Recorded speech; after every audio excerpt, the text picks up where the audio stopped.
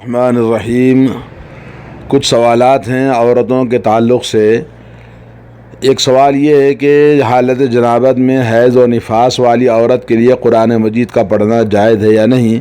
سوال یہ ہے کہ ہم کالج کی لڑکیاں ہیں، ہمارے نصاب میں قرآن مجید کے ایک پارے کا حفظ کرنا بھی شامل ہے، لیکن کبھی یوں ہوتا ہے کہ ہم حالت ناپاکی میں ہوتی ہیں، امتحان قریب ہوتا ہے، قرآن مجید کا پڑھنا اور قرآن مجید کو امتحان میں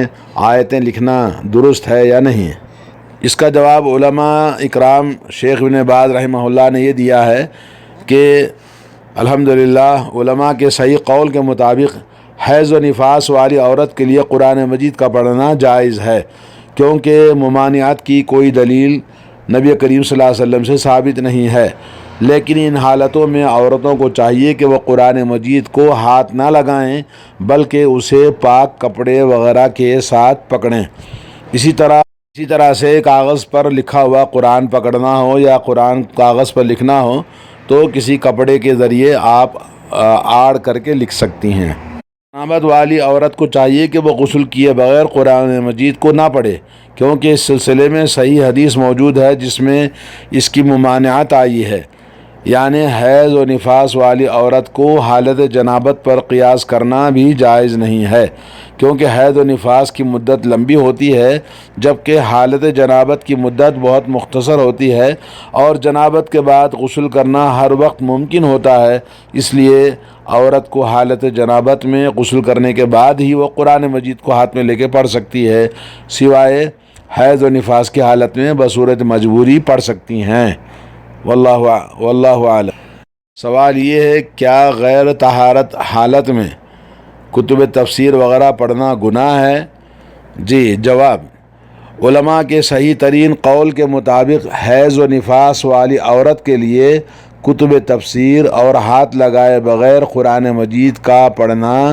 جائز ہے، اس میں کوئی حرج نہیں، جبکہ حالت جنابت والی ناپاک عورت کو غسل کیے بغیر قرآن مجید کے پڑھنے کی مطلقاً اجازت نہیں ہے۔ ہاں، البتہ حالت جنابت میں کتب تفسیر و حدیث وغیرہ کو پڑھ سکتا ہے، لیکن ان کے ضمن میں جو آیات آتی ہیں انہیں نہیں پڑھ سکتا، کوئی بھی ہو، عورت ہو یا مرد ہو، کیونکہ حدیث سے ثابت ہے نبی کریم صلی اللہ علیہ وسلم کو جنابت کے سوا اور کوئی چیز قرآن مجید کی تلاوت سے مانع نہیں ہوا کرتی تھی۔ ایک اور روایت میں یہ بھی ہے کہ امام احمد نے جس کو سند جید کے ساتھ روایت کیا ہے کہ جنابت کی حالت میں قرآن مجید کی ایک آیت بھی نہیں پڑھ سکتے۔ مطلب یہ ہوا کہ آدمی حالت جنابت میں قرآن مجید کی کوئی بھی چیز پڑھنا جائز نہیں ہے، البتہ ہے کہ جیسے کوئی بھی کتاب ہے، دینی کتاب ہے جس میں قرآن کی آیتیں نہیں ہیں تو اس کو پڑھ سکتے ہیں۔ تیسرا سوال یہ ہے کہ اگر نفاس والی عورت 40 دنوں سے پہلے پاک ہو جائے تو کیا وہ نماز، روزہ، حج ادا کر سکتی ہے؟ جواب الحمدللہ ہاں، نفاس والی عورت، نفاس کسے کہتے ہیں؟ جو ولادت کے بعد میں، ڈیلیوری کے بعد میں عورت کو خون آتا رہتا ہے، تو نفاس والی عورت اگر 40 دنوں سے پہلے پاک ہو جاتی ہے تو وہ روزہ، نماز، حج اور عمرہ ادا کر سکتی ہے، اور اس کے شوہر کے لیے بھی اس سے مباشرت کرنا بھی جائز ہے۔ مثلا اگر وہ 20 دنوں کے بعد پاک ہو جائے تو وہ غسل کر کے نماز، روزہ ادا کر سکتی ہے اور اپنے شوہر کے لیے بھی حلال ہو جائے گی۔ اور جو عثمان ابن ابی العاص رضی اللہ تعالیٰ عنہ سے مروی ہے کہ انہوں نے اسے مکروہ سمجھا ہے تو یہ کراہت تنزیہی پر محمول ہوگا، اور یہ کہ ان کا اجتہاد ہے لیکن اس کی کوئی دلیل نہیں ہے۔ صحیح بات یہی ہے کہ اگر وہ 40 دنوں سے پہلے پاک ہو جاتی ہے تو اس میں کوئی حرج نہیں، اس کی طہارت صحیح ہوگی، اور اگر 40 دنوں کے اندر دوبارہ خون آ جائے تو صحیح قول کے مطابق یہ نفاس کا خون شمار ہوگا، اور حالت طہارت میں ادا کیا ہوا روزہ، نماز اور حج وغیرہ وہ صحیح ہوگا، اور حالت طہارت میں ادا کی ہوئی کسی بھی عبادت کو دہرانے کی ضرورت نہیں ہے۔ نمبر 5، معمول کے 5 ایام حیض گزر کر غسل کرنے کے بعد کبھی کبھی یہ دیکھتی ہوں کہ غسل کے فوراً بعد نہایت معمولی سی مقدار میں خون آتا ہے۔ ہمیشہ اس طرح نہیں ہوتا بلکہ ہر 2 یا 3 حیضوں کے بعد اس طرح سے ہوتا ہے۔ تو کیا اپنے معمول کے 5 ایام گزر کر نماز روزہ شروع کر دوں یا اس چھٹے دن کو بھی معمول کا دن شمار کروں؟ یعنی سوال یہ تھا کہ غسل حیض کے بعد خون کا دوبارہ جاری ہونا، اس سے کیا کیا جائے؟ تو جواب، علماء کرام نے کہا کہ طہارت کے بعد خارج ہونے والا مادہ اگر زرد یا مٹیالے رنگ کا ہے تو اسے کچھ بھی نہیں سمجھا جائے گا اور اس کا حکم پیشاب کے حکم میں ہوگا۔ ہاں البتہ وہ صاف طور پر خون ہو تو اسے حیض میں شمار کیا جائے گا اور تمہیں دوبارہ غسل کرنا ہوگا، کیونکہ حضرت ام عطیہ رضی اللہ تعالی عنہا سے حدیث مروی ہے، ان کا شمار ان صحابیات میں سے ہے کہ وہ کہتی ہیں طہارت کے بعد ہم زرد یا مٹیالے رنگ کے خارج ہونے والے پانی کو کچھ بھی شمار نہیں کرتی تھیں۔ تو معلوم یہ ہوا کہ عورت پاک ہونے کے بعد میں کبھی کبھی اس طرح سے زرد یا مٹیالے رنگ کا ہلکا سا اس کو آتا ہے پانی، تو اس کو کچھ بھی شمار نہیں کیا جائے گا، پیشاب کے نکلنے کی طرح ہے، وضو ٹوٹ جائے گا۔ البتہ صاف خون نظر آتا ہے تو پھر وہ حیض میں شمار ہوگا۔ نمبر 6، ایام حیض میں بے قاعدگی۔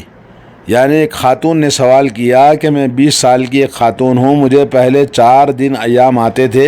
پھر 3 دن تک بند رہنے کے بعد 7ویں دن پھر شروع ہو جاتے ہیں، لیکن یہ ایام پہلے کی بنسبت خفیف ہوتے ہیں اور ان میں خون کا رنگ مٹیالہ ہوتا ہے اور یہ سلسلہ 12 دن تک جاری رہتا ہے۔ مجھے خون کی کمی کا عارضہ بھی لاحق تھا جو بحمداللہ علاج سے ٹھیک ہو گیا ہے، اور اب میں نے اپنی مذکورہ دونوں حالتوں کے بارے میں متقی پرہیزگار ڈاکٹر سے مشورہ کیا تو انہوں نے یہ کہا کہ میں 4 دنوں کے بعد غسل کر کے نماز روزہ اور دیگر عبادات شروع کر سکتی ہوں، مگر کچھ عورتوں نے کہا کہ یہ آپ کا عمل درست نہیں ہے تو آپ مجھے مشورہ دیجیے۔ اس کا جواب علماء کرام نے دیا ہے کہ علامہ شیخ ابن باز رحمۃ اللہ علیہ کے جوابات میں سے کہ مذکورہ بالا 4 اور 6 یہ تمام دن حیض کے دن شمار ہوں گے، لہذا ان دنوں میں نماز روزہ اور نماز وغیرہ نہیں ادا کریں گے، اور ان مذکورہ ایام میں تمہارے شوہر کے لیے وظیفہ زوجیت ادا کرنا بھی حلال نہیں ہے، یعنی ایام ماہواری میں 4 دنوں کے بعد غسل کر کے نماز شروع کر لو، اور 4 اور 6 کے درمیان جو طہارت ہوتی ہے جس میں آپ کو بعد میں مٹیالہ نظر آتا ہے تو درمیان میں آپ طہارت والی شمار ہوں گی، اور اب حق زوجیت بھی ادا کرنا آپ کے لیے حلال ہے، اور ان دنوں میں روزہ رکھنے میں بھی کوئی امر مانع نہیں ہے، اور اگر ماہ رمضان ہو تو ان دنوں میں روزے رکھنا واجب ہوگا۔ اس طرح جب یہ دوسری دفعہ کے کچھ 6 دن پورے ہو جائیں تو پھر غسل کرو اور دیگر تمام پاک عورتوں کی طرح نماز روزہ ادا کرو۔ اور بات یہ ہے کہ ایام حیض میں کمی بیشی ہو سکتی ہے اور یہ ایام یکجا بھی آ سکتے ہیں اور الگ الگ بھی۔ اللہ تعالی ہم سب کو اپنی رضا کے مطابق عمل کی توفیق بخشے، اور اللہ تعالی ہم سب کو تمام مسلمانوں کو دین کی صحیح سمجھ اور ثابت قدمی عطا فرمائے۔ تو معلوم یہ ہوا کہ 4 دن حیض آنے کے بعد پھر بیچ میں 4-6 دن عورت پاک رہتی ہے، پھر اس کے بعد حیض آتا ہے، تو ایسا بے قاعدگی سے جو آئے گا حیض تو درمیان والے دنوں کو پاک شمار کیا جائے گا، روزہ نماز عبادتیں اور حق زوجیت ادا کرنا جائز ہے۔ جی نمبر 7 یہ ہے کہ کیا عورت مسجد میں نماز پڑھ سکتی ہے؟ جواب، جب عورت نے شرعی حجاب اختیار کر رکھا ہے، اپنے چہرے اور ہاتھوں کو بھی چھپا رکھا ہے اور نماز کے لیے خوشبو اور زیب و زینت کیے بغیر احتیاط کرتے ہوئے، پرہیز کرتے ہوئے اگر وہ مسجد کو نماز ادا کرنے میں جاتی ہے تو کوئی حرج نہیں، کیونکہ نبی کریم صلی اللہ علیہ وسلم نے فرمایا لا تمنعوا اماء اللہ مساجد اللہ، اللہ تعالیٰ کی بندیوں کو اللہ کے گھروں میں جانے سے نہ روکو، لیکن عورت کے لیے اپنے گھر میں نماز ادا کرنا افضل ہے، کیونکہ حدیث کے آخر میں یہ الفاظ ہیں کہ ان کے گھر ان کے لیے زیادہ بہتر ہیں، تو مسجد میں جانے سے بہتر ہے کہ عورت اپنے گھر میں نماز پڑھے۔ اگر مسجد قریب ہے، جماعت میں عورتیں جاتی ہیں تو اجازت ہے، ورنہ گھر میں نماز پڑھنا افضل ہے۔ جی، نمبر 8 سوال یہ ہے کہ مسجد کے پڑوس میں عورتوں کی نماز کے لیے جگہ ہے، تو مثال کے طور پر مسجد کے قریب میں